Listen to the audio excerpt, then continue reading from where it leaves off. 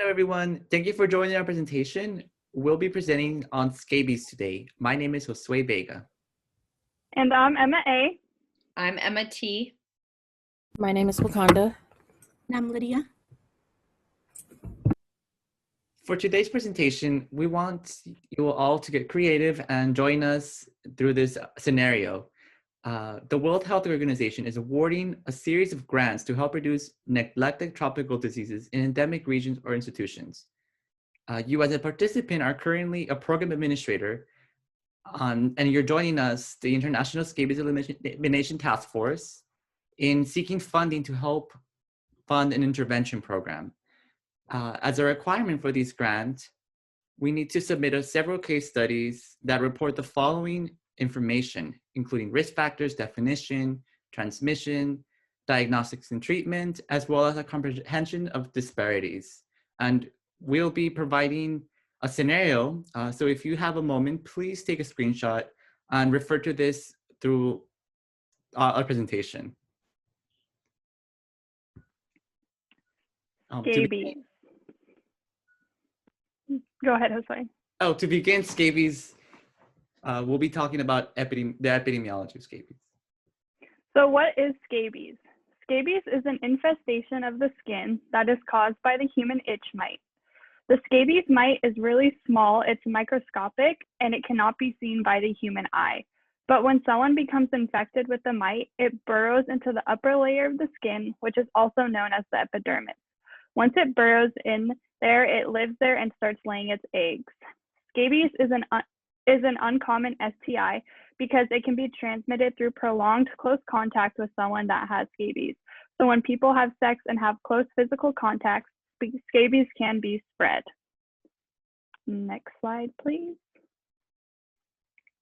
There are two forms of scabies. The first is typical scabies, and this is the most common form. It is when there's about 10 to 15 mites on the skin.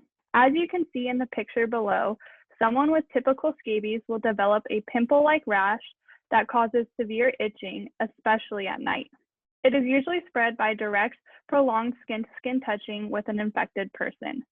The other form of scabies is called crusted or Norwegian scabies. This is a really severe form of scabies that occurs in someone that is immunocompromised, elderly, or disabled. Someone with crusted scabies has thousands up to millions of mites on their skin at a time. Someone with crusted scabies also does not usually have the typical severe itching. It gets its name crusted scabies because the scabies causes thick crusts on the skin that peel and flake off, as you can see in the picture below. This form of scabies is highly contagious, and treatment needs to be started as soon as a diagnosis is made. Crusted scabies is spread through only brief skin-to-skin contact or through the bedding or sheets of someone infected. If left untreated, it can lead to death or other complications. Next slide, please. Prevalence and incidence of scabies. Scabies occurs worldwide, and it affects people of all ages, races, and socioeconomic groups. As of 2020, the World Health Organization estimates that there are about 200 million cases of scabies worldwide. However, a substantial proportion of these numbers affect developing countries. In 2017, the prevalence of scabies was 175.4 million cases worldwide, and its incidence rate was 527.5 million cases worldwide. And according to the World Health Organization, children have a 5 to 10% prevalence rate. As you can see on the map of both prevalence and incidence, countries that are shaded either a darker blue or a darker green are the areas where there are the most cases of scabies. I do also want to mention that there are some limitations with underreporting of scabies, and this can be due to immigration. Next slide, please. Global age-specific rates of scabies. This is a chart that shows the global age-specific rate of scabies prevalence and incidence for both sexes in 2017. The numbers show the distribution of age, and we see the most affected groups are young persons aging 5 to 30 years old, and then 70 years and up. There is no significant difference between sexes, but there is a significant difference in age. Next slide, please. Scabies, a neglected tropical disease. Scabies is endemic in resource-poor tropical settings. The highest rates of infestation occur in countries with hot, tropical climates and in communities where there is overcrowding. In 2017, the World Health Organization classified scabies as a neglected tropical disease. So what is a neglected tropical disease?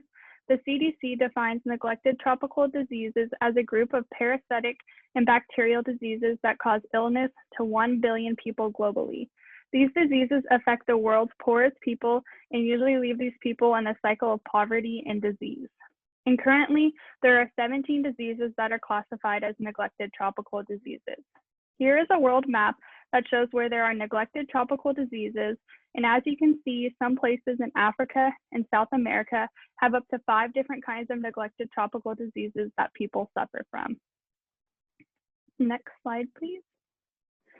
So, a study was done in 2015, and findings from the study found that scabies causes 0.21% of all disability-adjusted life years worldwide. East Asia, Southeast Asia, and tropical Latin America are regions that had some of the greatest burdens of disability-adjusted life years from scabies, while specific individual countries like Indonesia and Fiji have the greatest scabies burden. When comparing scabies burden by sex, most world regions have an even distribution between males and females. The above graph shows the DALYs for scabies overall and then stratified by sex. The blue line indicates all healthy life years lost by males, and the red line indicates all healthy life years lost by females. The green indicates DALYs for both male and female. If we take a closer look, there is not much difference between sexes. Okay, and then, scabies infection can be complicated by a bacterial infection. When someone scratches a lot from the intense itching, it can lead to skin sores, and then bacteria like Staphylococcus can get in. When there becomes a bacterial infection, it can go to the kidney and there becomes kidney damage, or it can also go to the heart where that leads to heart damage. For example, there was a study done on American Samoan children that examined children less than 14 years old that were infected with scabies. They found that out of the 1,139 children, 604 of them suffered from a bacterial infection. Results of the study stated that the inadequate hygiene and delay in treatment were a reason why so many of these children developed bacterial infections. Intense scratching led to broken skin, and then bacteria entered the broken skin, leading to the infection, and in some severe cases, the bacterial infection even led to sepsis. Next question. So, which information listed below is relevant to our case study? Information on neglected tropical diseases and crested Norwegian scabies are all adequate answers.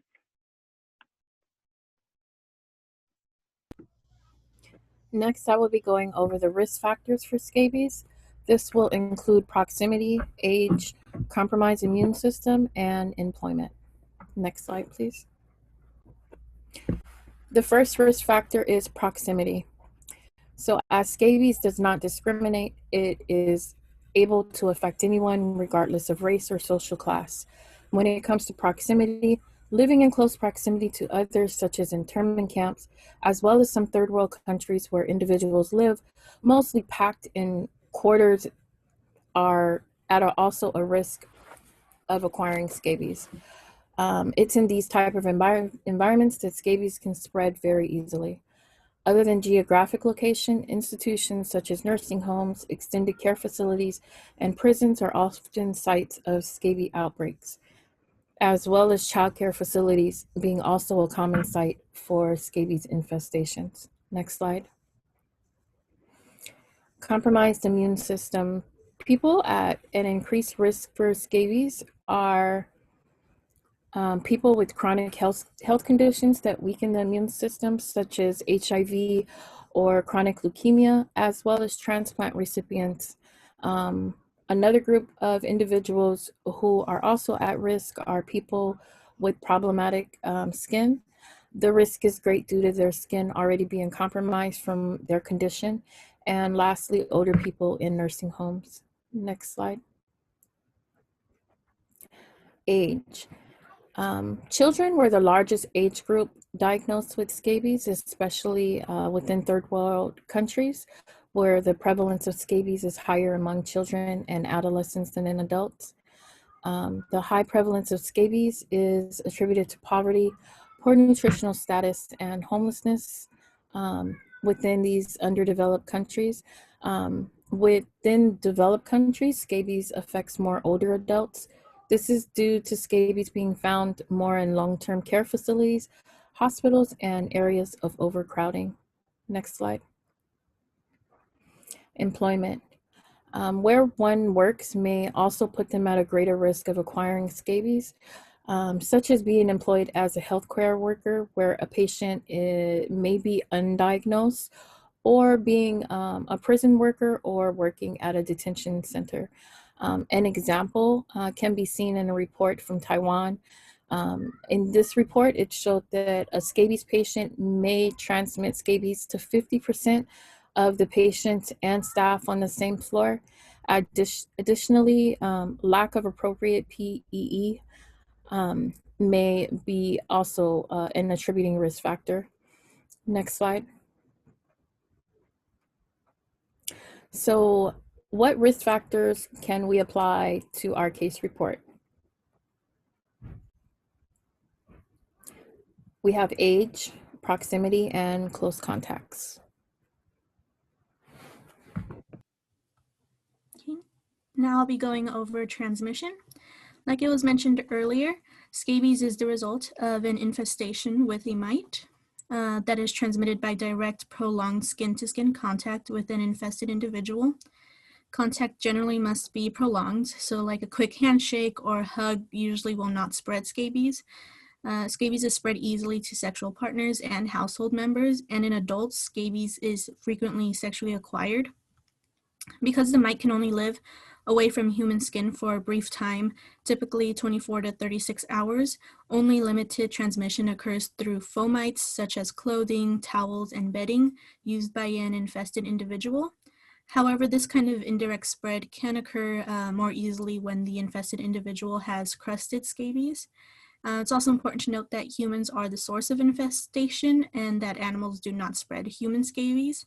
And then lastly, as there is an asymptomatic period of infestation, transmission may occur before the infested individual develops symptoms, if they even do develop any symptoms.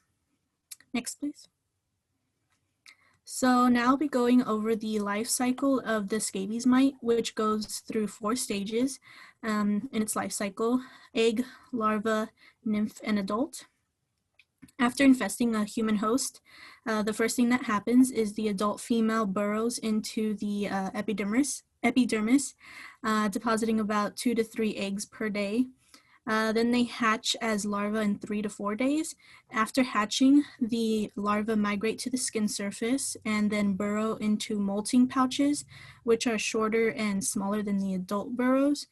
After 3 to 4 days, the larvae molt, turning into nymphs. This form molts a second time into slightly larger nymphs, and then final molt into an adult mite. In the last stage, adult mites mate when the male penetrates the molting pouch of the female. Mating takes only place once and leaves the female fertile for the rest of her life, which is about 1 to 2 months. The female then leaves the molting pouch to look for a place to permanently burrow.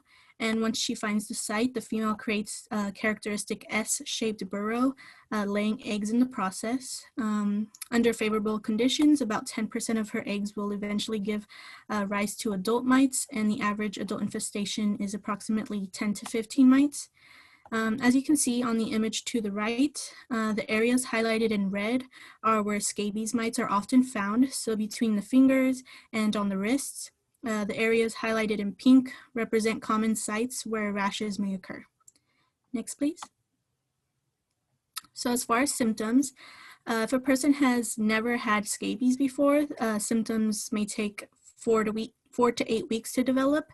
It's important to remember again that an infested individual can spread scabies during this time, even if they do not have symptoms yet. In a person who has had scabies before, though, symptoms usually appear much sooner, approximately 1 to 4 days after exposure. The most common signs and symptoms of scabies are intense itching, especially at night, and a pimple-like itchy rash. The itching rash each may affect much of the body or be limited to common sites such as the wrist, webbing between the fingers, upper and lower limbs, and the belt area. Scratching the rash can also cause skin sores. Infants and small children may have a more widespread rash, including involvement of the palms, soles of the feet, ankles, and sometimes the scalp. And then lastly, persons with crusted scabies may not show the usual signs and symptoms of scabies, such as what I just mentioned. They usually present with thick exfoliating crusts that may be more widespread, including the face. Next, please. So now we have some suggestions of the best ways to reduce or prevent transmission of scabies, especially among older adults. So the LA County Department of Public Health recommends that healthcare facilities incorporate a scabies prevention program that involves all levels of the healthcare team. The program should include an assessment of the skin, hair, and nails of all new patients as soon as possible. Intense itching, rashes, and skin lesions should be documented and brought to the attention of the medical staff, followed by early treatment with scabicides. Also, contact prophylaxis, education, communication, and environmental and fabric cleaning are important. Other ways to prevent or reduce the transmission of scabies is to avoid direct skin-to-skin contact with an infested individual or with items such as clothing or bedding used by that individual. And lastly, individuals with crusted scabies and their close contacts, including household members, should be treated promptly to avoid outbreaks. Rooms used by a patient with crusted scabies should also be thoroughly cleaned and vacuumed after use. Next, please. So relating this back to our case report and the suspected transmission of our case subject, what symptoms and exposures do you think would be relevant to our case report?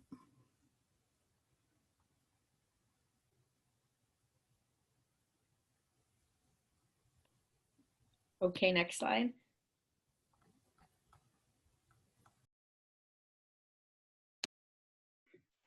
We'll now be talking about diagnostic techniques. Before beginning treatment, it's important to understand what kind of scabies a person has. Usually, presumptive diagnosis by any presentation of symptoms, including itching or itchiness among close contacts, or rashes in a typical distribution, are enough to begin treatment. But to definitely have a definitive diagnosis, typically what is needed is a skin scraping. That skin scraping is then taken under a microscope and observed for presence of the scabies, mites, eggs, or fecal droppings. A less invasive way of having a definite diagnosis include video dermoscopies or handheld dermoscopies, which magnify up to 1,000 times that of the human eye. To have a definite diagnosis, there must be a confirmed presence of the mites, eggs, or fecal pellets. And as mentioned, typically most individuals will have around 10 to 15 mites, but in some cases, persons with crusted Norwegian scabies can present with upward to 4,000 mites per gram of skin. This is evident on the slides, or the pictures below. On the lower left side, there's a picture of a traditional microscope slide of traditional scabies. As you can see, there's one mite present with various dark spots which represent or are the visual of fecal droppings. On the other end, we see the crusted scabies slide from a microscope. Each black arrow points to a scabies mite that's present in the skin, as well as the darker circles being the eggs laid by the mites, and the presence of a lot of fecal matter. Definite diagnosis is important because traditional treatment of scabies includes treatment with antiparasitic medications, which include either ivermectin in a pill form or by using permethrin 5% antiparasitic cream, which is applied throughout the body. It's important to know that even if a person has had successful treatment, itching can persist for up to 2 weeks. If a person has a definite diagnosis of crusted scabies, it's important for them to receive combined therapy of both the antiparasitic pill and cream. They may even require multiple doses or daily applications of the cream. And if a person presents with secondary infectious diseases, such as with Staphylococcus aureus, the person may require additional treatment with antiseptics or antibiotic medications.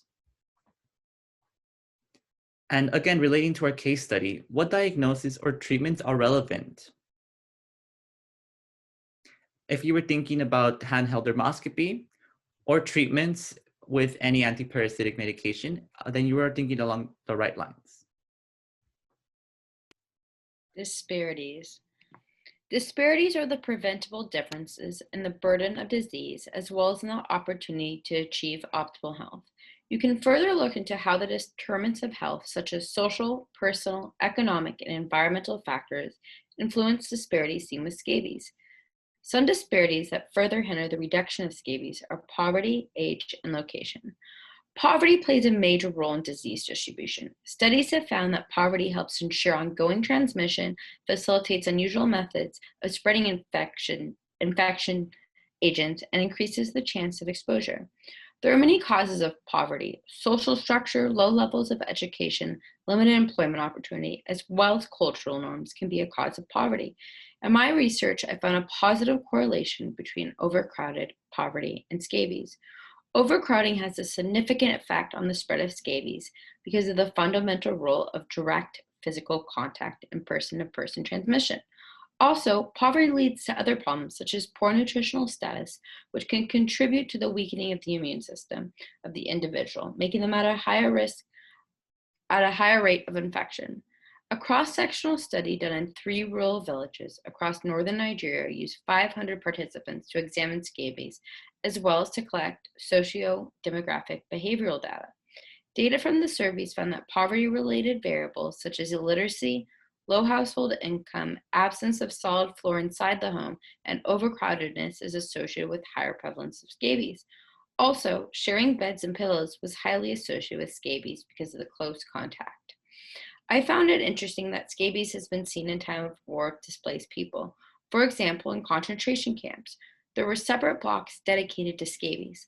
The black and white picture illustrates the overcrowdedness of the concentration camp. You can clearly see how these people are on top of each other, making for the spread of scabies easier. Miriam Adam was an imprisoned nurse at the Birkenau-Auschwitz concentration camp. Her account as a Jewish nurse in the scabies block clearly details the hardships of being imprisoned at the camp, as well as suffering associated with having scabies. Scabies was rampant in the concentration camps because of the poor conditions. People were forced to sleep in overcrowded bunks where they shared crusty blankets if lucky. Miriam remembers that the women she took care of with scabies were given treatment for 3 to 4 days. After that period, the prisoners were given a cold shower with no soap and got back into their dirty rags. Remember that the scabies mite can live on clothes and bedding up to 3 days. Miriam recalls that several patients recovered from scabies and were later seen in the working block. However, many were sent to the gas chamber. Another more recent example is among refugees in Sierra Leone. Scabies is endemic to Sierra Leone. A study organized by the United Methodist Committee on Relief studied the prevalence of scabies in a refugee camp in the capital. A clinical examination was done on 125 children between the ages of 1 and 15. The study found that the infestation rate was high among under 5-year-old children and peaked to 86% among the 5 to 9-year-old age group and steadily declined with an increase in age. The lowest prevalence rate occurred in those children 15 years and over. Another study done in Nigeria found that overcrowding worsens with internal migration of refugees from neighboring communities. This type of migration is most likely due to recent communal clashes and terrorist insurgencies. The picture on the map shows how many people are living on less than $3 a day. In other words, the picture shows the countries where poverty is higher. As I have mentioned before, scabies is more common in countries where poverty is higher because of the association with overcrowdedness. Next slide. Age. Scabies is interesting because it mostly infects children and the elderly. While middle-aged adults can get scabies, it is less likely and usually from sexual contact. Children and infants are liable for infestation because of their close contact to older children and adults. Predisposing factors like geographic location, poverty, overcrowdedness, poor nutritional status, and lack of access to care make a child even more susceptible to scabies. According to the World Health Organization, the prevalence of scabies is 5 to 10% in children. 3 epidemiological studies were conducted between 2006 and 2007 to determine the burden of scabies in Fiji. Fiji is considered a developing country. The studies concluded that the prevalence of scabies in primary school children was 18.5% and 14% in infants. The study confirmed scabies is endemic to Fiji and causes substantial disease burden. On the other spectrum of age, we have people in nursing homes. To begin with, scabies outbreaks in nursing homes are common. Outbreaks are common because of the close proximity to individuals and the lengthy incubation period time, which allows individuals to become infected before detection. Looking at age as a disparity, we can see that people of older ages have a weakened immune system. According to Walton and Carrier, elderly people with mobility issues, neurological issues like dementia and Alzheimer's, as well as people who have suffered from a stroke, are less likely to scratch the mites.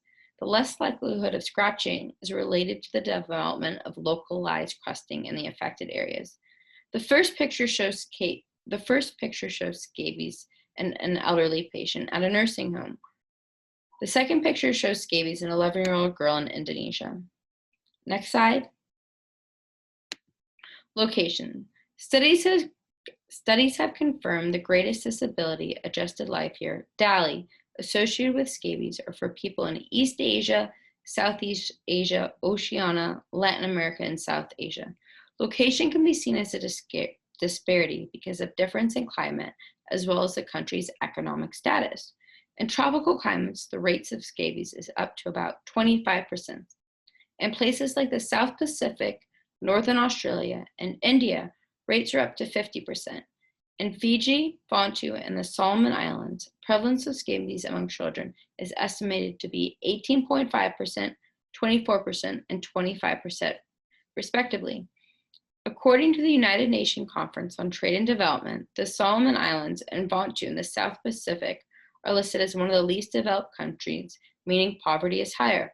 I have previously noted that poverty is associated with scabies because of how it relates to overcrowding. Australia is interesting when looking at the disease burden of scabies because of the difference in GDP compared to other countries. Aboriginal Australian communities, for example, have a higher risk of getting scabies than the non-Indigenous population. This picture shows the disability adjusted life year associated with scabies. As you can see, Asian countries as well as the Oceania countries have a higher prevalence of scabies. Next slide. What disparities are relevant to our case report, and did you see the same disparities in your own research? If so, please respond in your discussion.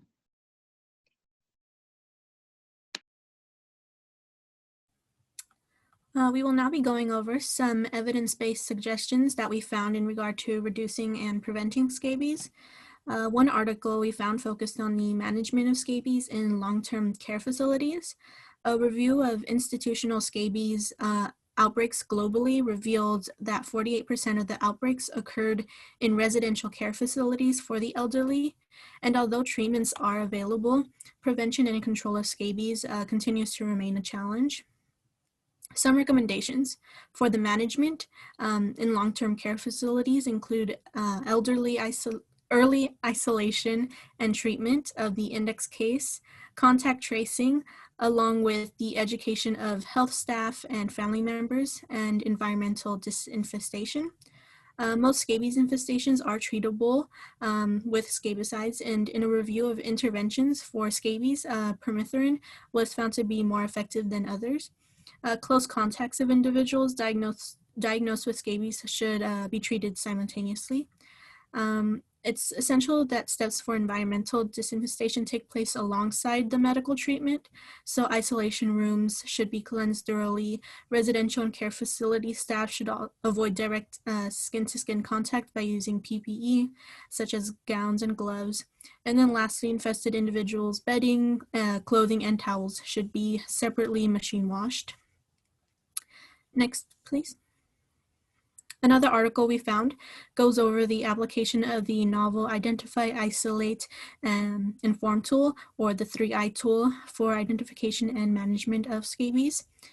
Through application of this tool, emergency medical providers can quickly identify risk factors for exposure and important symptoms of the disease. They can isolate the patient until after treatment and inform local public health authorities and hospitals when appropriate. The figure on the right is the 3I tool for scabies. The tool was created during the 2014 Ebola virus outbreak and later modified for application to the evaluation and management of patients with other communicable diseases, such as scabies. The Scabies 3I tool is an algorithm that begins with identifying suspected cases based on exposure history and symptoms. To prevent transmission within healthcare facilities, patients should be isolated in a contact isolation until 8 hours after treatment.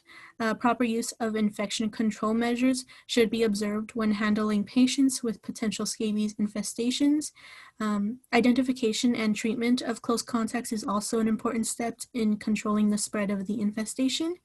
Given the transmissibility of this disease and potential outbreaks that may threaten public health, emergency medical staff should immediately inform the local health authorities in cases of outbreaks, which is defined as 2 or more consecutive cases of scabies among residents or staff within 4 to 6 weeks.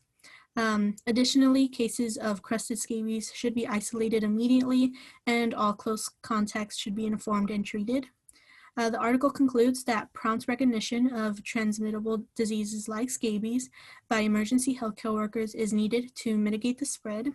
Scabies can be challenging to diagnose, and both under and overdiagnosis of scabies have negative health and resource consequences. So ultimately, the 3I tool can aid public health in controlling the transmission of scabies cases, which will thereby ensure the protection of the general public from this highly contagious skin infestation. Next, please.